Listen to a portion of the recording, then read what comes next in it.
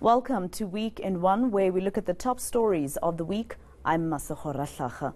The Randburg Magistrates Court has rejected Duduzane Zuma's application to have a culpable homicide charge against him dropped.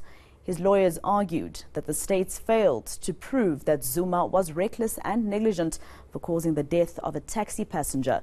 Zuma initially faced 2 culpable homicide charges and a count of negligent driving relating to a February 2014 car crash on the M1 highway. Phumzile Dube died at the scene and Nankima Shaba died in hospital weeks later. At the start of the trial on Tuesday, 1 culpable homicide charge was withdrawn. The ANC in KwaZulu-Natal is breaking the norm. It's resolved to remove from government all its leaders who've been criminally charged. In recent years, the party has stuck by its leaders, simply saying justice should take its course. Over the past week, 2 senior ANC leaders in the province have been arrested and charged with murder. Charges were provisionally withdrawn against one of them. Samgele Masego has more. The extraordinary meeting of the ANC Provincial Executive Committee decided that it would be in the best interest of the ANC and the affected comrades, for all comrades of a charge with serious crime, to step aside from their positions of responsibility in government pending the conclusion of their legal cases.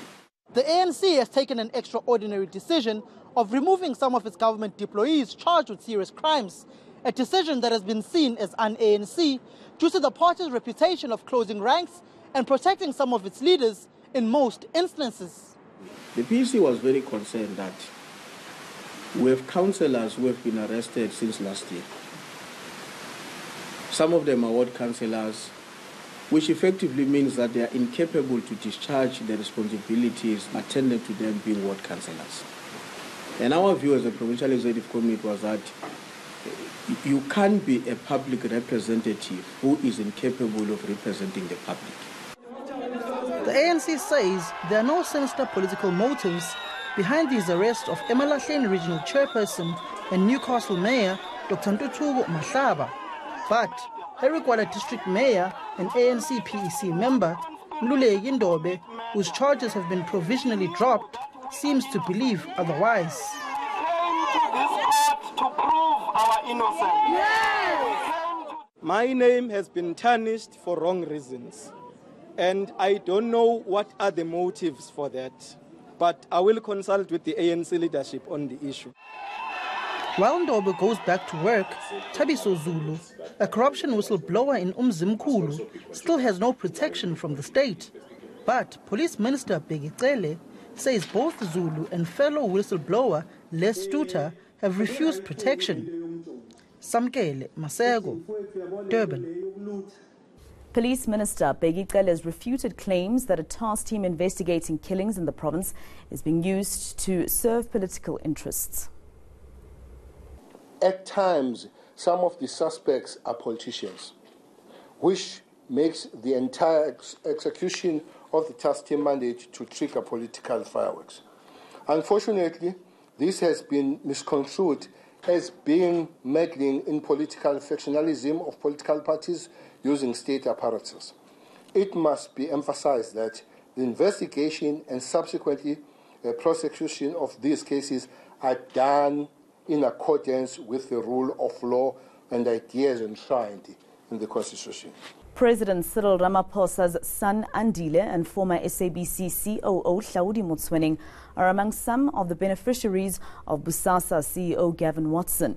That's according to a Watson aide and former company auditor Pete Venter. He also processed the personal income tax matters of all the firm's directors. Venter revealed the details at the state capture inquiry. Political editor Vuyo Mvoko filed this report.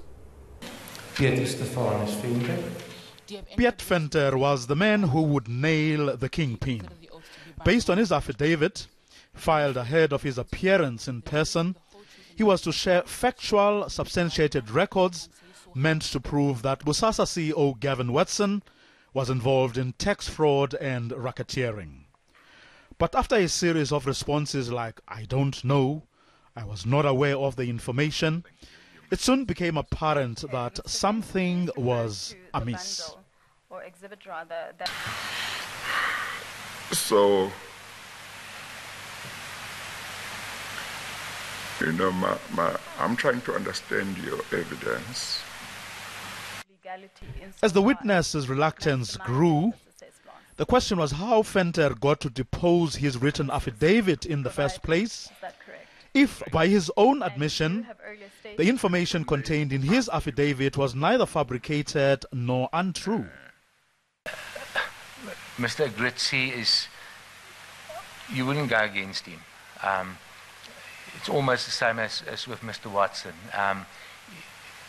They would destroy you. He threatened me by this TRM commission. He said to me that he would expose me with that.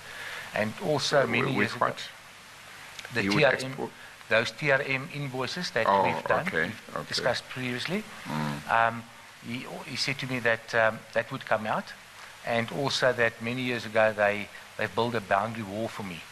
So he actually threw all of that in front of me. He said to me, you don't have a choice. Do you want to go down with Watson or do you want to do this? Interrogated on documents he had submitted to the inquiry, Venter eventually put Gavin Watson on the crime scene, disclosing how, in one instance, Watson made him deposit 500,000 rand into the trust account of Andile Ramaphosa. And in another instance, over R1 million into lawyer Zola Majavu's trust account as payment for Hlaudi Motsoeneng's legal fees. Venter also revealed that the company used dormant bank accounts to inflate its costs for tax purposes. Vuyamvoko, Johannesburg. The Public Investment Corporation gets a new acting CEO. Details shortly.